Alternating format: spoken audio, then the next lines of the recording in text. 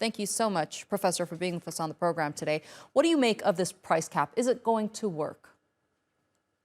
Look, it's anyone's good guess at this point in time because we need to remember that the sanctions war, the avalanche that hit Russia early in the year, was intended to deliver quick results. We expected that by March, April, Russia would alter its course, Russia would suspend its offensive in Ukraine because sanctions were supposed to cause devastating effect on the Russian economy. We seriously underestimated the level of Russia's resilience and resolve, as well as the strength of its economy. So at this point in time, I would be quite cautious about drawing any conclusions whether this new attempt to bleed Russia economically would work or not. Already the Russians are talking about, first of all, not supplying oil to countries that would Hmm. impose cap on it. And we're still talking about G7 plus Australia. So we're talking about relatively small number of countries.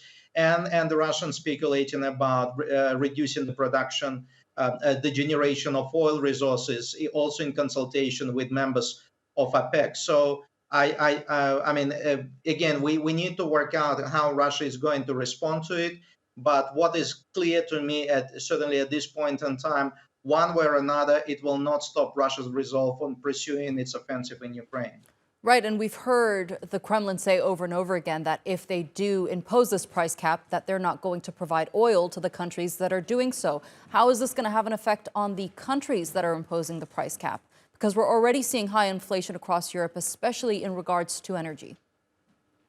Look, we need to remember that sanctions create double-edged sword effects. It's not just that Russia will pay the price; it's also the countries that impose sanctions upon Russia that are also paying the price. Because only now, I think, Western Europe in particular is coming to terms with it, with realizing how dependent it has been all this time on the steady supply of cheap Russia's energy resources, also as a mechanism to power up European continuous economic growth. So I think it will have backfiring effect and clearly coming into winter in the northern hemisphere, it's not going to enthuse a lot of Europeans. And have it said, it's important also need to remember that there are a couple of countries in Europe, members of the EU and NATO, who negotiated or managed to negotiate special terms and conditions for them not to impose cap on Russia simply because of their